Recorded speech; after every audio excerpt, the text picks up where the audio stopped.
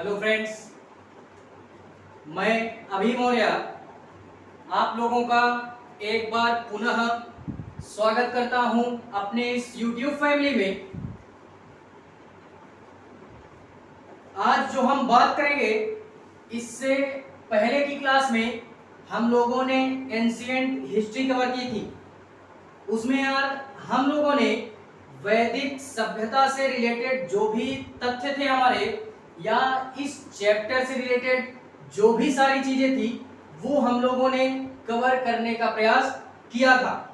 Finally ये उसी chapter का लास्ट पार्ट है हमारा, यानी आज जहां तक होगा हम इस चैप्टर को पूर्णतः कंप्लीट करने का प्रयास करेंगे। ठीक है, फिर भी अगर रह जाता है तो यार इसके लिए हम एक क्लास और अटेंड करेंगे, और अगर हो जाता है तो यार काफी अच्छा है, इससे अच्छी बात हो ही नहीं सकती।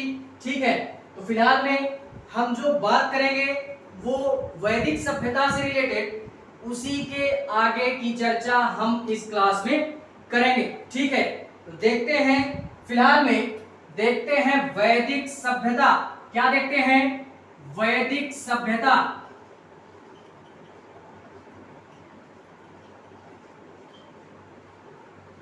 वैदिक सभ्यता, इसमें यार इससे पहले की दोनों क्लासें देख लेना, उसके बाद यहां आकर के माहौल गर्म करना। ठीक है, बाकी जो बचा हुआ माहौल है वो हम इस क्लास में गर्म करते हैं। ठीक है, देखते हैं इस वैदिक सभ्यता से रिलेटेड। इससे पहले यार हम लोगों ने ये देखा कि जो भी हमारे इतिहासकार थे या जो भी हमारे विद्वान थे, उन लोगों ने अपनी अपनी एक राय व्यक्त की थी, और अपने अपने मत उन लोगों ने इस वैदिक सभ्यता से रिलेटेड दिए थे। ठीक है, तो यहां तक हम लोगों ने बात की थी इससे पहले की क्लास में, लेकिन आज जो हम बात करेंगे वो उसी के आगे से बात करेंगे। कुछ हमारे इंडियंस, हमारे कुछ विद्वान हैं या इतिहासकार हैं, उनका क्या मानना था, ये एक दो इतिहासकारों को हम देखते हैं जो ज्यादा प्रचलित हैं इतिहास में। ठीक है, तो उसी में जो हम बात कर रहे हैं वो किसकी बात करेंगे? कुछ हमारे जो इतिहासकार हैं उन्हीं में जो हम बात करेंगे, वो बात कर रहे थे हम शायद, जो बात करेंगे वो बात करेंगे बाल गंगाधर तिलक। कुछ हम देख ही लेते हैं यार, जो भारतीय इतिहासकार हैं, यानी भारतीय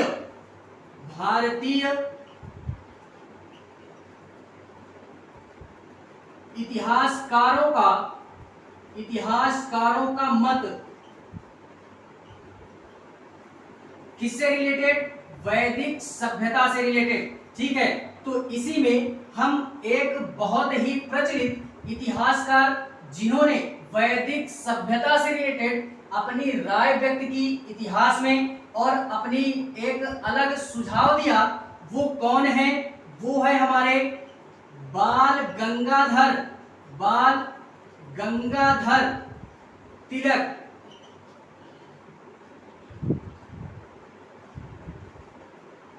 इनका ये मत था या ये सुझाव था वैदिक सभ्यता से रिलेटेड। ये सुझाव था कि जो भी हमारे वैदिक सभ्यता के जो भी लोग थे या जो निर्माता थे, वो हमारे आर्कटिक प्रदेश साइड से आए थे। किधर से? आर्कटिक साइड से, यानी वैदिक सभ्यता के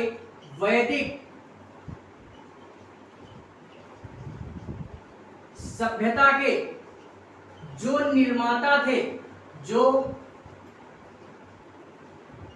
निर्माता थे वो कौन थे? तो यार वो हुए हमारे, वो आते हैं कहां से? वो आर्कटिक प्रदेश साइड से आते हैं। आर्कटिक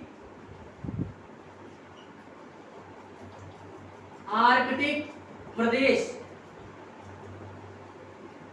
की तरफ से प्रवेश करते हैं। कहां पे? भारत में प्रवेश करते हैं। भारत में प्रवेश करते हैं।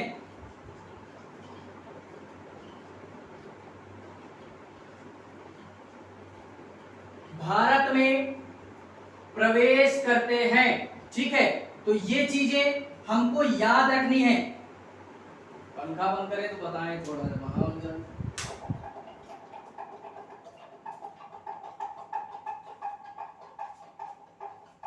देखते हैं जो हम लोगों ने बात की थी, क्या बात की कि वैदिक सभ्यता के जो निर्माता थे यानी आर्य लोग, वो आर्कटिक प्रदेश की तरफ से भारत में प्रवेश करते हैं, जिसको हम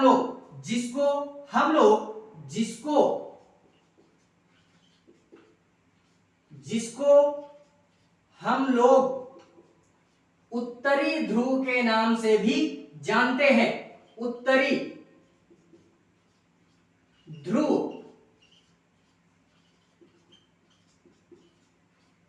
के नाम से भी जानते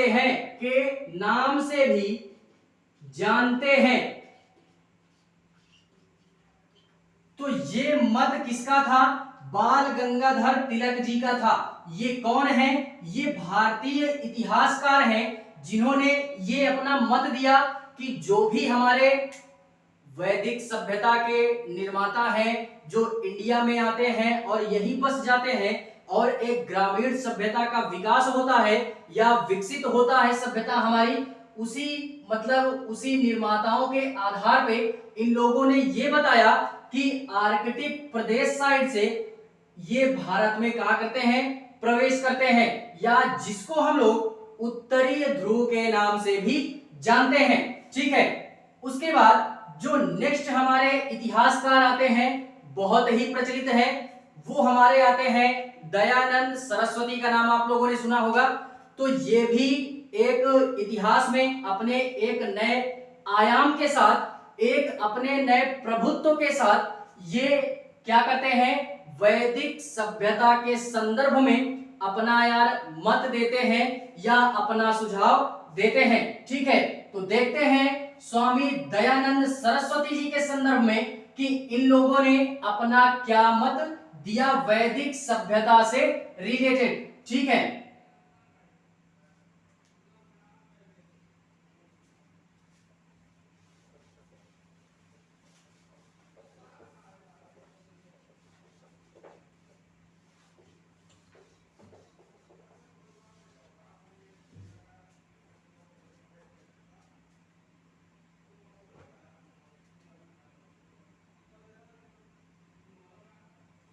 देखते हैं यार। इसके बाद जो हम बात करते हैं वो बात करते हैं स्वामी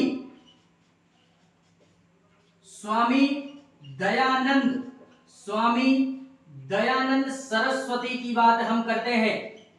स्वामी दयानंद सरस्वती ये यार एक प्रकार के क्या हैं? ये हमारे वैदिक सभ्यता के जो भी हमारे लोग थे उनके बारे में तो अपना मत देते ही हैं, लेकिन ये एक समाज सुधारक के रूप में, ये एक समाज सुधारक के रूप में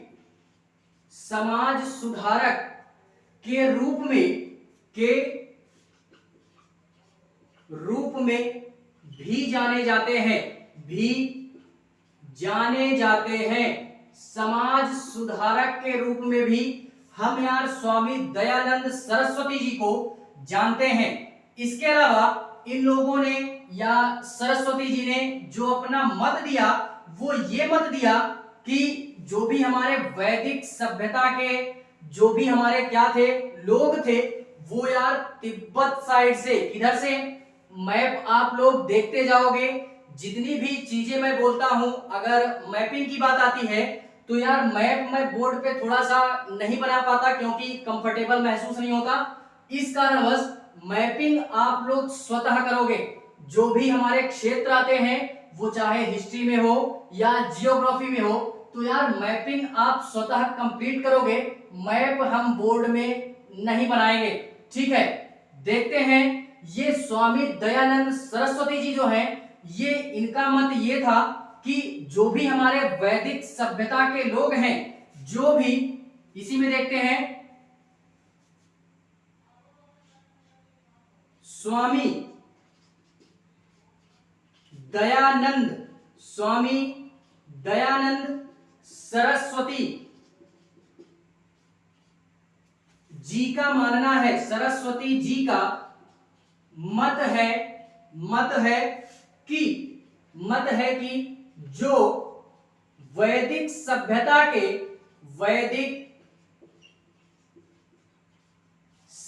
के जो निर्माता हैं, वो तिब्बत क्षेत्र से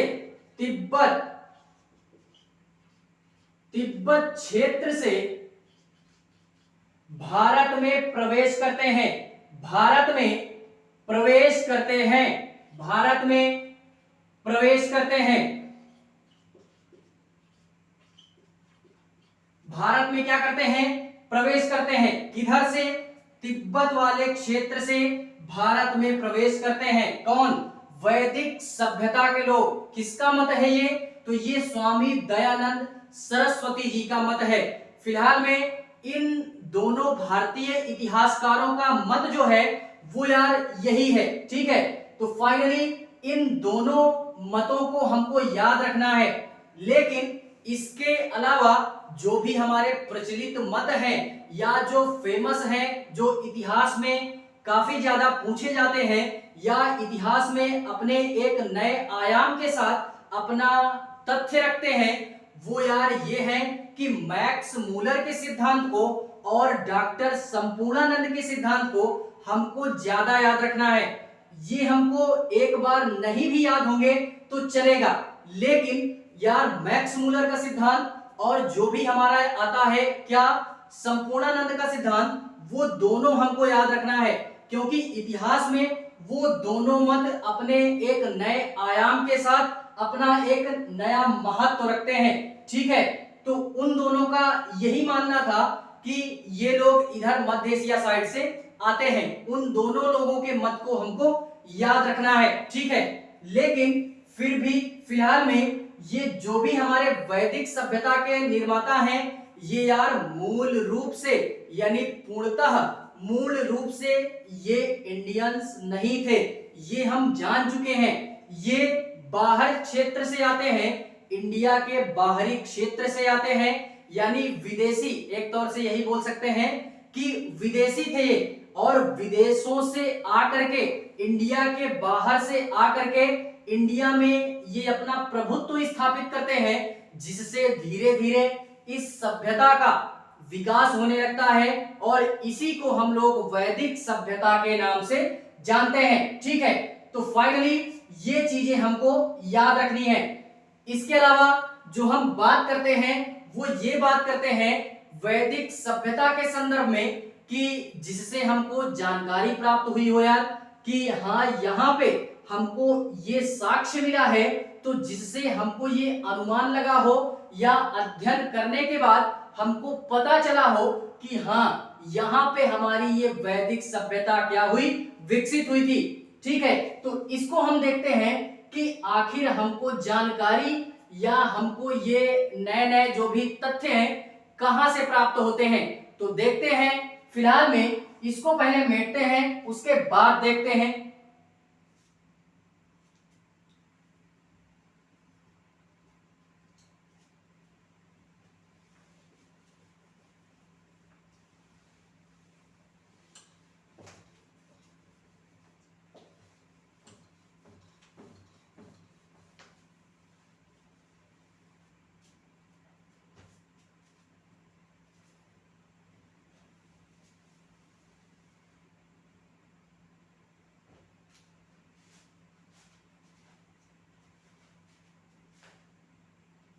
देखते हैं यार, इसी में जो हम बात करते हैं या जो मैंने अभी बोला उसकी बात हम करते हैं। वैदिक सभ्यता के संदर्भ में, वैदिक सभ्यता के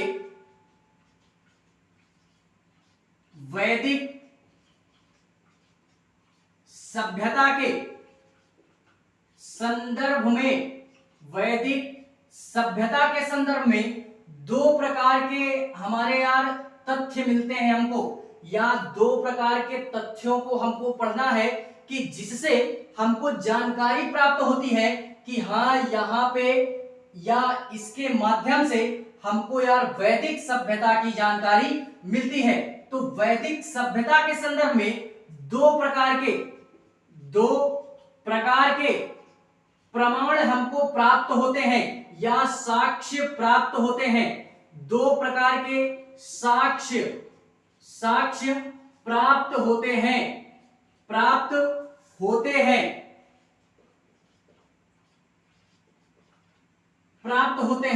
कौन कौन से? पहला हुआ हमारा पुरातात्विक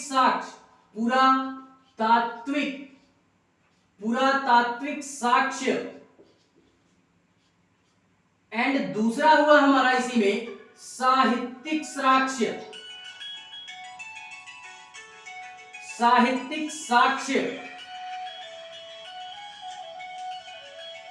पुरातात्विक साक्ष्य के बाद जो हम बात करते हैं वो साहित्यिक साक्ष्य की बात हम करते हैं।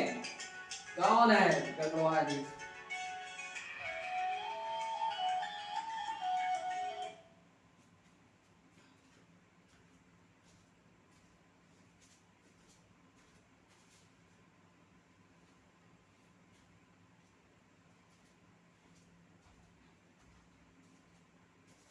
देखते हैं यार, इसी में जो हम बात करते हैं पुरातात्विक साक्ष्य बात करते हैं और साहित्यिक साक्ष्य हमको देखने के लिए मिल जाते हैं।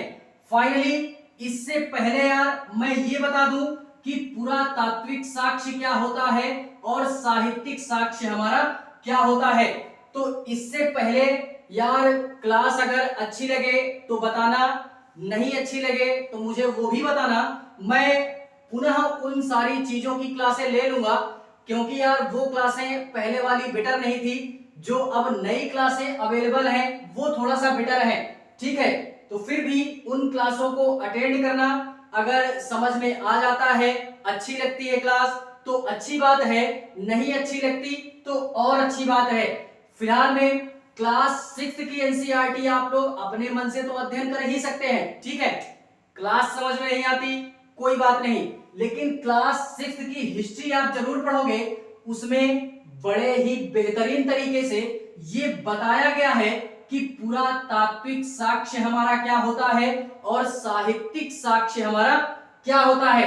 लेकिन फिर भी हम यहाँ पे जान ही लेते हैं थोड़ा सा कि पुरातात्विक साक्ष्य हमारा क्या होता है और साहित्यिक साक्ष्य हमारे या प्रमाण हमारे क्या होते हैं, ठीक है। तो पुरातात्विक साक्ष्य हमारा ऐसा साक्ष्य होता है जो कि खुदाई के दौरान या पुरातत्ववेत्ताओं के द्वारा जो भी खुदाई से हमको सामान मिलता है उसको हम लोग पुरातात्विक साक्ष्य के नाम से भी जानते हैं। एंड उसके बाद साहित्यिक स्रोत हमारे क्या होते हैं, साहित्यिक प्रमाण या साक्ष्य हमारा क्या होता है। तो जो लिखित रूप में यानी लिपि टाइप में हमको जो साक्ष्य प्राप्त होते हैं उसी को हम लोग साहित्यिक स्रोत के नाम से भी जानते हैं, ठीक है। तो इतनी चीजें क्लियर हुई होंगी। अब यार हम जो बात करते हैं वो ये बात करते हैं कि पुरातात्विक स्रोत हमारे ऐसे कौन कौन से हैं जो कि इंडिया में खुदाई के दौरान प्राप्त हुए हैं, जिससे इतिहासकारों को या जो भी हमारे पुरातत्वविद लोग हैं उनको ये अनुमान लगा या उन्होंने ये कल्पना की खुदाई के दौरान जो सामान मिला उसी से कि यहाँ पे वैदिक सभ्यता का विकास हमारे था, कभी भी रहा होगा, ठीक है। खुदाई के दौरान जो भी हमारी चीजें मिली उससे उन लोगों ने अनुमान लगाया कि हाँ कुछ समय पहले या काफी समय पहले हमारी यहाँ पे एक ग्रामीण सभ्यता विकसित हुई रही होगी, ठीक है। तो ये अनुमान हमको कहां से लगता है, ये पुरातात्विक साक्ष्य से हमको ये प्राप्त होता है, ठीक है। तो देखते हैं पुरातात्विक साक्ष्य में जो हम बात करते हैं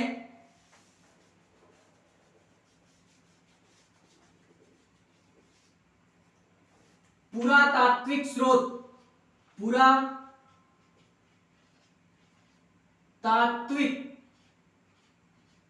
साक्ष्य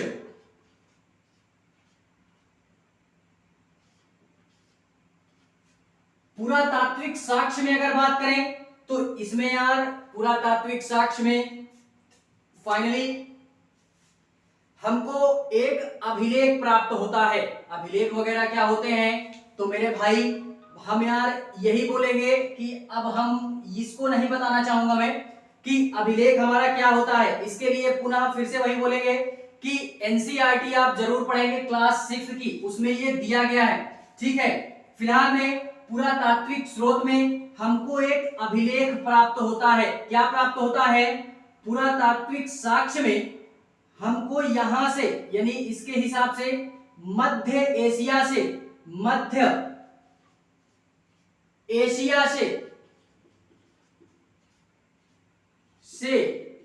हमको एक अभिलेख का प्रमाण मिलता है। एक अभिलेख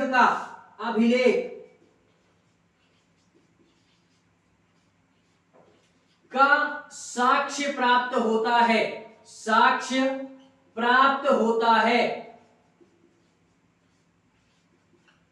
साक्ष्य प्राप्त होता है और कब प्राप्त होता है इसको भी याद रखना। यह अभिलेख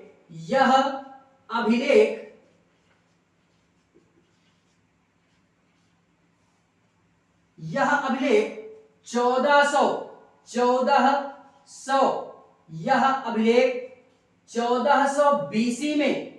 बीसी में मध्य एशिया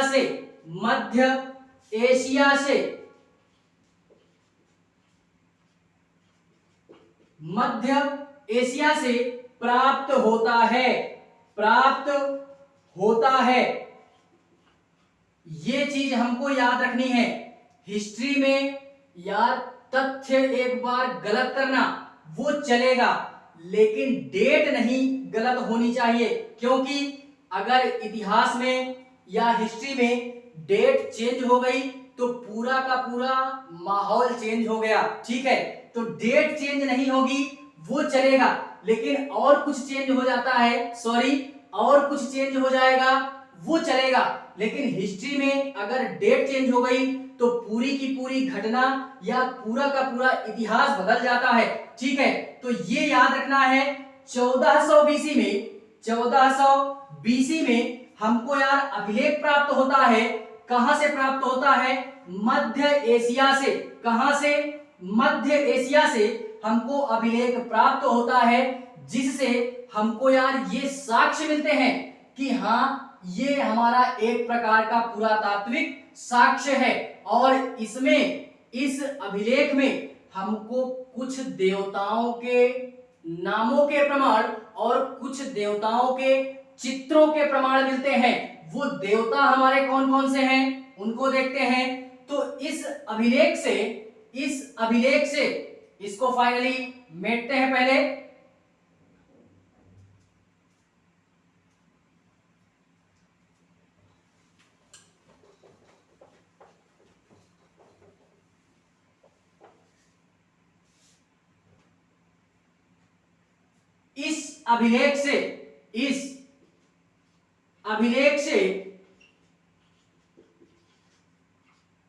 इस अभिलेख से हमको कुछ देवताओं के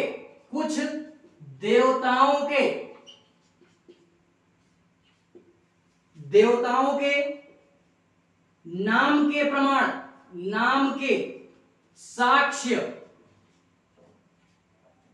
या चित्रों के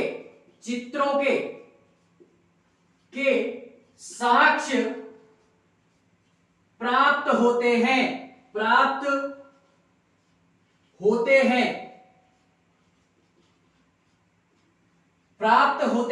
फाइनली नाम ज्यादा मिलते हैं, चित्र बहुत कम देखने के लिए मिलता है। ठीक है, तो आप ये चित्र वर्ड जो है नहीं भी याद रखोगे तो चलेगा, लेकिन ये साक्ष्य वर्ड नहीं भूलना है। नाम के साक्ष्य हमको ज्यादा मिलते हैं। कौन कौन से देवता हैं हमारे वो देखते हैं। तो सबसे पहले जो हमारा देवता आता है वो कौन सा देवता है?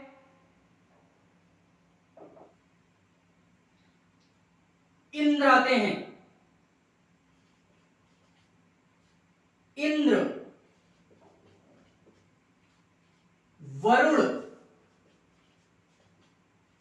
मित्र, नासत्य आदि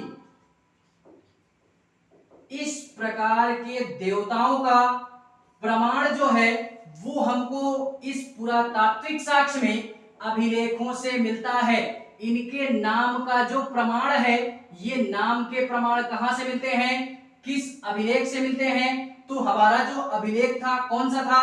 मैंने अभिलेख जो बताया 1400 BC में मध्य एशिया से प्राप्त जो अभिलेख है वहां से हमको, या उस अभिलेख से हमको यार कुछ देवताओं के नामों के साक्ष्य, या कुछ भारतीय देवताओं के, ऐसा बोल सकते हैं, भारतीय देवताओं के नामों के साक्ष्य हमको प्राप्त होते हैं। और वो जो देवता हैं हमारे, वो हो गए इंद्र, वरुण, मित्र और नासत्य जैसे देवताओं का प्रमाण देखने के लिए मिल जाता है मध्य एशिया के अभिलेख से। ठीक है, इसके बाद जो हमारा दूसरा साक्ष्य प्राप्त होता है, वो दूसरा साक्ष्य है हमारा कौन सा?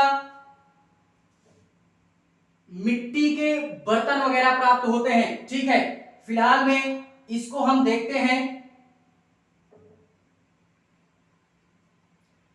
इसी में अगर एक चीज और लिख लेते हैं, उसके बाद उसको देखते हैं कि पुरातात्विक साक्ष्य में जो अभिलेख प्राप्त होता है उस अभिलेख का नाम क्या है? तो फाइनली उस अभिलेख का जो नाम है वो नाम है बोगास। बोगास कोई अभिलेख, बोगास कोई अभिलेख, अभिलेख, या इसी को बोगास गोई अभिलेख के नाम से भी जानते हैं। बोगास गोई अभिलेख। इन अभिलेखों का, अभिलेख एक ही है, नाम केवल चेंज कर दिया गया है। ठीक है, तो कौन सा अभिलेख? बोगास कोई अभिलेख या गोई अभिलेख, जिससे हमको इन भगवानों के या देवताओं के साक्ष्य हमको देखने के लिए मिल जाते हैं। ठीक है, फिलहाल में इसके बाद इसी पुरातात्विक साक्ष्य में हम जो बात करते हैं वो ये बात करते हैं कि आखिर हमको और कौन कौन से प्रमाण मिले हैं खुदाई के दौरान, जिससे हमको ये अनुमान लगता है या ऐसी हम कल्पना करते हैं इतिहास पढ़ने के दौरान या देखने के दौरान, जिससे हमको ये अंदाजा लगता है कि हाँ, यहाँ पे कभी वैदिक सभ्यता का विकास यहाँ पे हुआ रहा होगा। ठीक है, तो देखते हैं कौन कौन से साक्ष्य हैं हमारे। पहला साक्ष्य अभिलेख हुआ, दूसरा साक्ष्य है हमारा मिट्टी के मृदभांड प्राप्त हुए हैं। मृदभांड का मतलब बर्तन। ठीक है,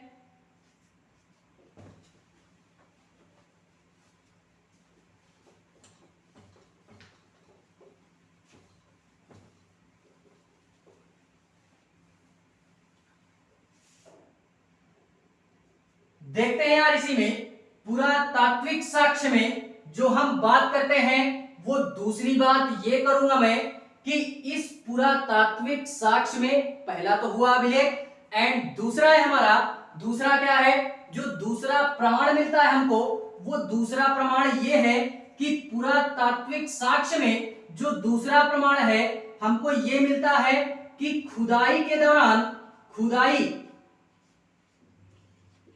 के दौरान, खुदाई के दौरान पुरातत्वविदों को, पुरातत्वविदों को, विदों को, पुरातत्वविदों को या इतिहासकारों को, या इतिहासकारों को जो प्रमाण मिलता है, जो प्रमाण मिलता है, प्रमाण या साक्ष्य मिलता है, साक्ष्य प्राप्त होता है, साक्ष्य प्राप्त होता है, वो है हमारा खुदाई से प्राप्त मृदभांड। खुदाई से प्राप्त मृदभांड, मृदभांड मृदभांड का मतलब क्या? मृदभांड अर्थात मिट्टी के बर्तन। मृदभांड का मतलब अर्थात मिट्टी के बर्तन, मिट्टी के बर्तन। ठीक है, तो ये याद रखना है, ये हमको याद रखना है कि खुदाई के दौरान पुरातत्वविदों को या इतिहासकारों को जो प्रमाण मिलता है खुदाई से, वो ये मिलता है कि मृदभांड हमको मिलते हैं। ठीक है, उत्खनन से खुदाई बोल सकते हो, या ये हमारा हिंदी वर्ड हो गया खुदाई, जो इतिहास की भाषा में हम बोल सकते हैं वो उत्खनन बोल देना। उत्खनन, इसी खुदाई को हम एक नाम से और जानते हैं, उत्खनन। इतिहास में इसको उत्खनन बोलते हैं। उत्खनन, इतिहास पढ़ रहे हैं तो इतिहास की लैंग्वेज ही यूज करें, हिंदी लैंग्वेज ना यूज करके। तो उत्खनन, उत्खनन के दौरान पुरातत्वविदों को या इतिहासकारों को जो प्रमाण मिलता है वो ये प्रमाण मिलता है कि मिट्टी के बर्तन हमको उत्खनन से प्राप्त होते हैं या मृदभांड से प्राप्त होते हैं। ठीक है, उसके बाद फाइनली हम ये बात करते हैं कि पूर्व वैदिक काल में जो हमको मृदभांड प्राप्त होते हैं उनको हम लोग गौरिक मृदभांड के नाम से भी जानते हैं। पूर्व वैदिक काल, उत्तर वैदिक काल क्या होता है हम लोगों ने पढ़ा था। ठीक है, तो उसी में ये देखते हैं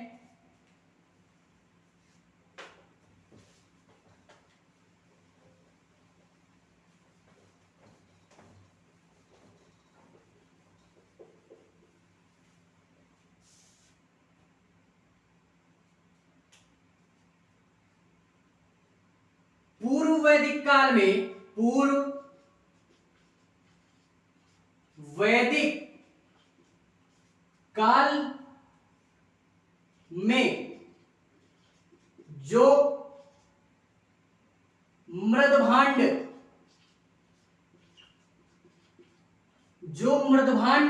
प्राप्त होते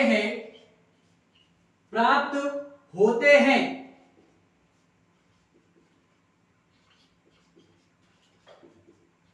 उसको हम लोग गौरिक मृदभांड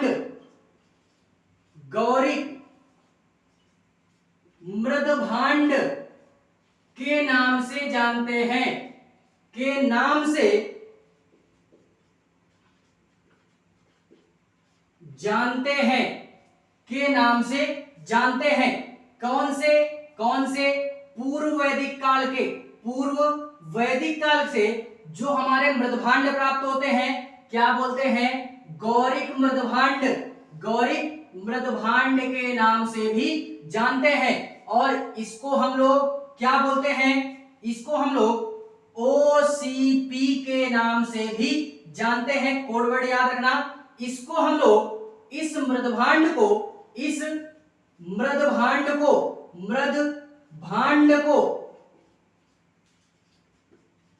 OCP के नाम से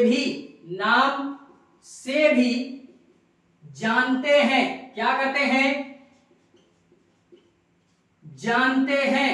ठीक है, तो ये हुआ हमारा पूर्व वैदिक काल से रिलेटेड। उसी के बाद इसी में उत्तर वैदिक काल में उत्तर वैदिक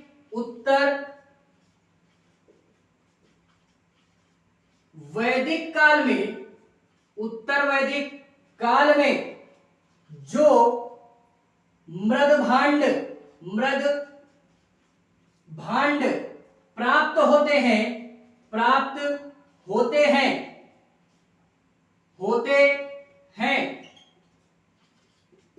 उनको हम लोग क्या बोलते हैं? उनको हम लोग बोलते हैं चित्रित धूसर मृदभांड के नाम से भी जानते हैं। उनको चित्रित धूसर मृदभांड के नाम से भी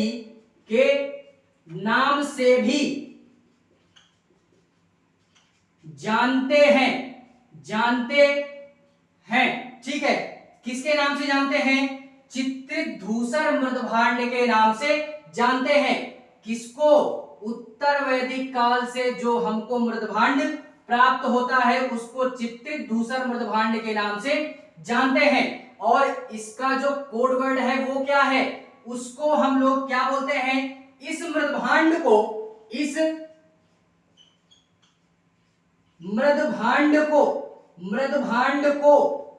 हम